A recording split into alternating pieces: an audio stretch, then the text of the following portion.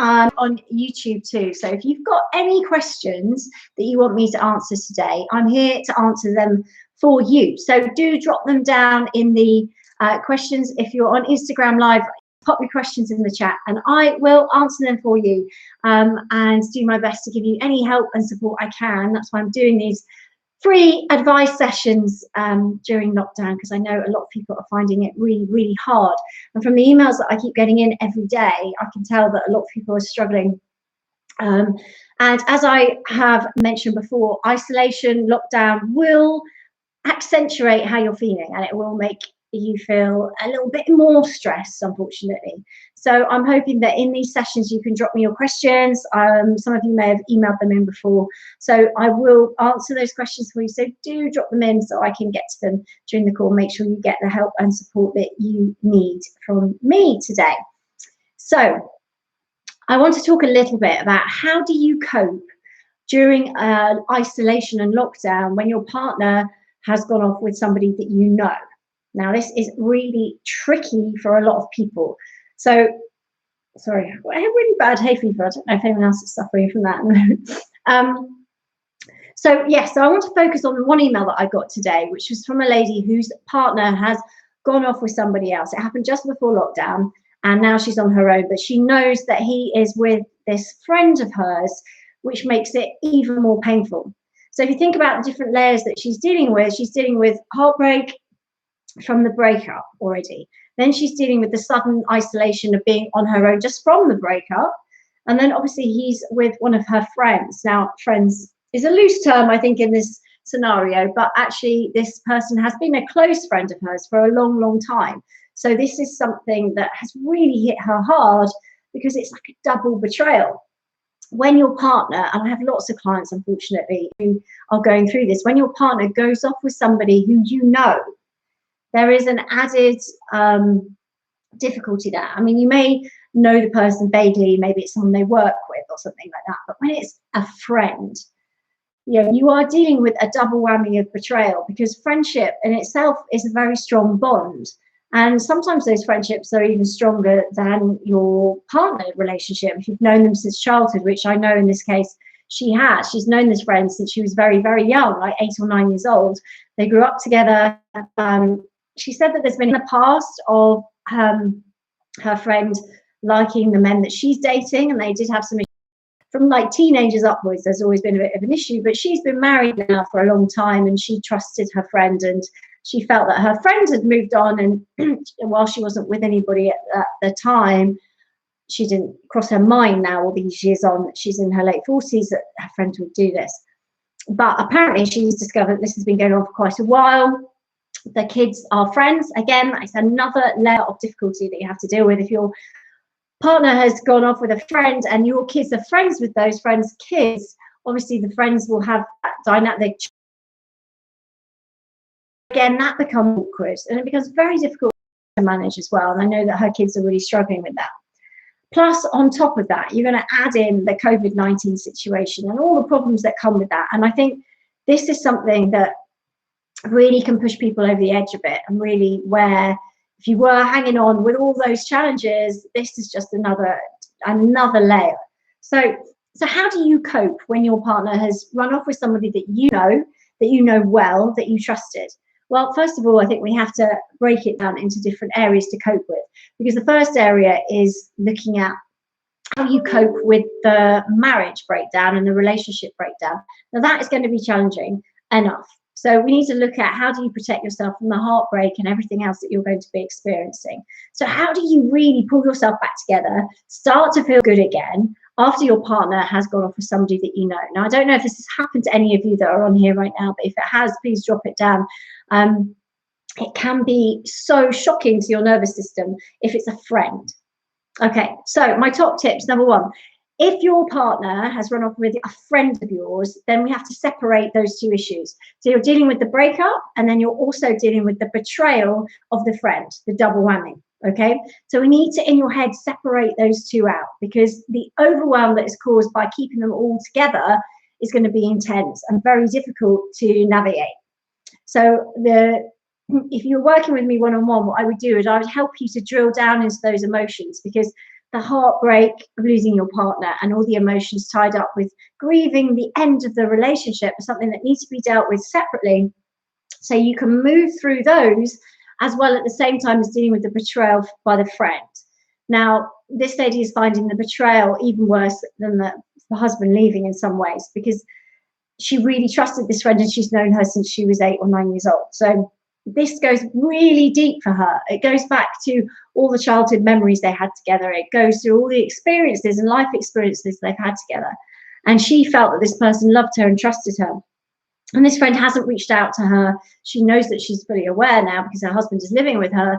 She knows that the lady that's written to me knows about it, and she hasn't reached out even to apologize or to explain herself or at all for any reason whatsoever, which again really hurts, because this lady is obviously grieving the end of her marriage, but that it was orchestrated by her friend who she also trusted. And she also writes that she has had long discussions over the years with this friend about her husband, and she's really worried that some of the personal things that she shared with her she would have been telling him, so that may have helped her to separate the couple. And she believes that this has been driven by her friend. So how do you cope with that? Because obviously the betrayal from a friend is really tough, on top of betrayal from your husband, and then knowing that they're living together and that they are, you know, at the moment in isolation together. Now, my tips in my books, Uncoupling and the Split, are really useful to help you put one foot in front of the other to get through your breakup. Okay, they will help you dial down the negative emotions. So even the small things, just by getting your breakup support team around you, are important. However, obviously, this lady is going to find it hard because her trust with her friends is hugely diminished right now. She's finding it hard to reach out and speak to anyone because she thinks that some of them may have known about it. So the trick is to find somebody that is really not that engaged with your friend group, maybe, or maybe not a friend from that group of friends, so that you can talk to them, or maybe a family member. But remember to choose somebody that isn't emotionally involved in your breakup so they can give you constructive advice. Okay, so you definitely need someone like that on your support team. Okay, now the legal side, she's leaving for the moment, doesn't even want to think about processing a divorce. But obviously finding someone to exercise with, she's on her own at the moment, so during lockdown you can't. But actually, even if it's a Davina video or Joe Wicks in the morning, or just committing to going out, she has a dog, so taking the dog out every day is something she's doing, but she's kind of shuffling around the block rather than actually pushing herself to do any exercise. So we need to step that up again, because exercise, as we've talked about before, will change how you feel in here. It really changes your state in a heartbeat. So it's a really, really important technique to use. So getting out there and just moving your arms even when you're dog walking just helps pump the blood around a little bit faster and gets your heart rate up a little bit more. So doing everything you can, maybe a little jog, if your dog can cope with that, and then keep going, you know, just keep pushing those boundaries just to push you out of your comfort zone a little bit, because that is going to make you stronger. Okay. So those techniques to dial down the emotions. Also, I know that your relationship wasn't great with your husband. There were things that annoyed you. So again, write the list of everything that you didn't like about your relationship. It's really important to do that. So I would write a list of things that frustrated you, irritated you. I know there's some things there about how he was in the evenings around the house that you might want to add into that. So do add those things in. Make sure that you pop in there everything that upset you, frustrated you, made you angry even. And make sure you've got that to hand, because the human brain will always romanticize about the good times in the relationship. You know, we are wired that way. Okay, we are totally wired that way, to remember the good times and forget the bad times. I don't know how we do it, but that's part of the reason why we stay heartbroken for so long. We don't actually look at the things that were wrong, or we find it very hard to do that. Now, one of the things this exercise does is it opens you up to looking at it realistically with a balance. Now, this isn't to say that you wanted it to break up, but it's just to keep your mind focused on stopping the fairy tale romanticizing about everything and just getting clear about the reality. Because if we put this fairy tale on, and when the reality is here of what it was, so if you were okay most of the time, but it really did piss you off at times, which I know is the case here, the difference between where you're romanticizing about it and the reality is excess pain you don't need to feel. Okay, that's excess pain you don't need to feel. You're putting it on yourself. So just getting yourself a reality check, gives you the ability to dial down that those negative emotions that are needlessly causing you pain. Now, again, as with everything, there's no magic wand to take away all the pain, but these techniques, set them together, will make a huge difference. Okay, so having your breakup support team around you, having your exercise daily, making sure you do that, having that list of all the things that weren't great about that relationship, taking off those rose tinted glasses, if you like, and seeing it warts and all, is really important to get a realistic view. It's not about slagging your ex off, it's about just being realistic about what wasn't great. Okay, and no relationship is perfect, so please, don't dismiss it as, well, I can't do that, it was perfect, because no relationship is perfect. I know you can work with things and you can accept people's weaknesses, and you're flexible, which is what it's all about, by the way. It's all about healthy relationships, about being flexible, and you may have been flexible, but the reason you're being flexible is to accommodate some of the things that maybe aren't perfect. Okay, so it's about acknowledging those and writing those down. So helping you to get over your heartbreak is one thing, but then in this particular situation, her husband has gone off with one of her really close friends who she's known since she was 8 years old. So how do you manage that? Well, that is really tough, because in some ways, this betrayal goes back a lot longer, because she's only known her husband for the last 12 years. She's known this friend for many, many years. So, it's a real difficulty. Now, I don't know if you've ever been betrayed by a friend. Sometimes it comes and it hits you out of the blue. And especially if you, for those of you who are single, you'll know that friends sometimes become like family members. And I know that this lady was single for quite a long time in her life before she met her husband. And this woman, this friend, was kind of like a sister to her. So she felt. And all her actions to date have been, very friendly, very supportive, very caring, very loving. So it's completely blindsided her. But what she does note in her email to me is that there has been a distinct shift in the last 6-7 months between her friend, the way her friend is with her, she pulls away from her. So the interesting thing here is that she is now suspecting this affair has been going on for quite a while without her knowing, which is reflected in her friend's behaviour.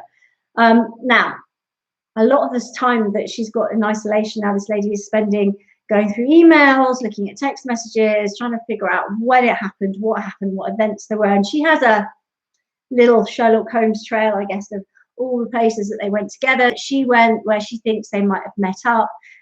And obviously that's really painful for her to go through. But ultimately, what we have to learn is some friends are for a reason, a season, and a lifetime. And sometimes we think dynamics change between people. Now, obviously, this is not acceptable behaviour in any way, the way her friend has treated her, and that's why it's so devastating to her. But ultimately, it's not her. If your friend has betrayed you, it's not your behaviour. It is your friend's behaviour. So ultimately, that anger and that frustration you have towards them, we have to find a way for you to channel that out. One of the ways is just to cut off from that side all the people that she knows, that you know, that you're connected with on social media. So please just have a real cull of joint friendships on social media, because that will massively help you to regain your confidence and self-esteem by cutting them out. I don't want you to be able to see what they're doing together, because that will just add salt to the wound. The second shift in your thinking is that everything is great. Now, this woman who is your friend's friend, who has done this to you, I can tell you right now that her life is not all rosy. So she may be living with your husband right now. However, number one, she is going to have some emotion around what she's done to you. The reason that she's pulled back from the friendship was obviously it was difficult for her. I'm not excusing her behaviour or feeling sorry for her, but obviously she realised that what she was doing was wrong, or it was uncomfortable to maintain that close relationship to you. So she's lost a really good friend too. She's got to live with that guilt and that shame of everything that she's done, because as you said, people are finding out, people are turning against her, and she's going to have to live with that. So I know it's really normal to think, well, she's got everything she wanted, she's happy, she's stolen my life. Ultimately, she's got your sloppy seconds and she's living that life, but to some extent, but it's not all rosy. It's not like when you met and got together, there was someone else in the picture who's a friend. So also, what often happens, and I see this time and time again, is that people have affairs, go off because it looks better when the grass is greener. But when people get in there and actually see them at 2 o'clock in the morning when the kids are screaming, or sort of managing the ins and outs of finances or isolation or all that kind of stuff. It actually is a different dynamic that is created. You see the real person rather than the best foot forward that you may have been seeing for the last 6-7 months. So don't think that it's all roses, because it isn't. And I think that's something that can drive you a little bit crazy, is that, again, you romanticize about what it's like for them, but the reality is not going to be that. Okay. And also, relationships like that start like that are built on very rocky foundations. And even though some of them may go on and last, not all of them do, but those that do are built, and always will be built on, a little bit of suspicion, a little bit of because if you know your partner and you know what they're capable of, then they can definitely do it again. And no matter who they are or what the dynamic is, that will always be underlying in their relationship. Now, the third thing to do is to really start to focus on you. Okay, being kind to you, pampering you. So even if right now you can't go and have a massage, for example, you could run a nice bubble bath, have a glass of wine, watch a movie, do something that really kind of feeds your soul a bit, nurtures you. So what is it for you? Because obviously it's got to be something that works for you, that makes you feel good, okay? And I want you to just be kind to yourself and acknowledge that you are having a tough time, and it is going to be a little bit of an emotional roller coaster, but by being kind to yourself is the first step, okay? Because these two certainly have not been kind to you. You need to be kind to you and accept kindness from other people. So, reach out to the friends and your family that you can trust, that do care. And it must be great, because I know some of your friends have said, right, we're shutting them out. That's very good, because that gives you a sense of solidarity, that someone understands, someone cares. Because it is outrageous what has happened, and it is very difficult for you to navigate. So having those people around the same beliefs, who care and are passionate about supporting you, is really, really important. So be kind to yourself is really number one as well. That is the key. And then really, to move forward, we've got to start you thinking about what's next. Because if you're stuck in limbo, which is that period when you're kind of looking at the situation, go, gosh, this is my life. This has happened to me. This is my story. This is what he's done. This is what she's done. You're reliving it. And I know that the kids as well are finding it really hard, because they're friends with your friends, ex-friends, kids. So there's that dynamic too. And I think for you, it is really going to be about making sure that you start to think about the next phase. Because whilst you're focusing on all the pain, that's where your energy is going. And what we want to do is take that energy and feed it into something for the future. What is going to happen around the corner? How can you turn this around? What can you learn from this that you can use to go on and create a more exciting, happier, loving relationship? Now, you said in your email that your partner wasn't the most loving man. Now, he's taking those traits with him, by the way. They're not going to suddenly manifest. It might be honeymoon period, but I can promise you this, no one changes when they jump into a new relationship. They just don't. They're the same person. It's just a slightly different dynamic. So, if you know that you want someone who's more loving, or you've learned another lesson, like, if you're on this call right now, what have you learned from past relationships that you don't want to repeat? What did you learn about your partner that you wished was different? There are so many clients I have at the moment that wish they had a partner who was open emotionally to discuss their feelings. Now, the women that I'm talking about here are women that married men who are very shut down. They don't like to talk about their emotions. They can talk factually, they can be supportive, quite alpha, protective, but actually when you come to talk about emotions, they shut down. Or maybe some of them can talk to a point, but if you got emotional or needed them to sort of cheer you up, that would be difficult, So if you've learned that about yourself, then this is something that's really important for you moving forward. We don't want to keep making the same mistakes, guys. We want to learn from the things that life shows us, because life has a funny way of teaching us lessons over and over and over again until we learn it, until we sit up and go, oh, okay, yeah, I get it now. If you look back to your dating history, maybe when you were younger, did you keep going for the same sort of people, but then your person you settled down with might be very different from that? Well, why is that? And then what have you learned from that relationship? If that relationship hasn't worked out, why didn't it work out, do you think? Yeah, okay, they might have cheated, but ultimately, before we got to that point where the relationship was damaged enough for them to do that, and that's not every case, I know some people, the relationship wasn't damaged, but the person maybe was just toxic or difficult. But, you know, what is it that you've learned? Because the important thing is not to worry about them. I want to worry about you. You're the person that I'm concerned about here. So what can you learn?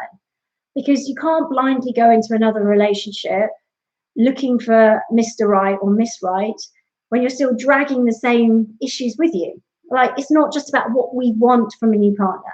We're all pretty good at that, you know, tall, dark, handsome, short, blonde, blue eyes, you know, whatever it is that you know you want, that's very different, guys, from what you need.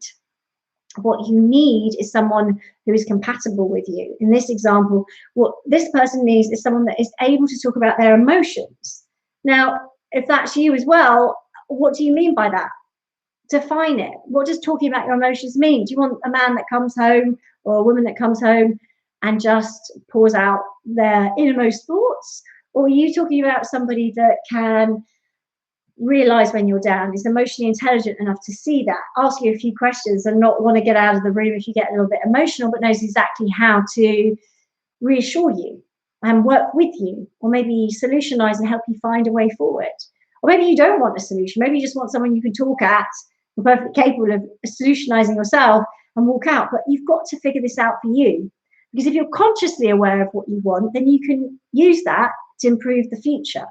And that's what this is all about, really. And that's what my coaching really focuses on, is about learning who you are and what makes you tick, what you like, what you don't like, what motivates you, what holds you back, what restricts you, what you need from a compatible relationship, whether that's friendships, whether that's, you know, the dynamics between parent and child, or, you know, your parents and yourself, or siblings, you know, analyzing who you are as a person, what communication styles you have.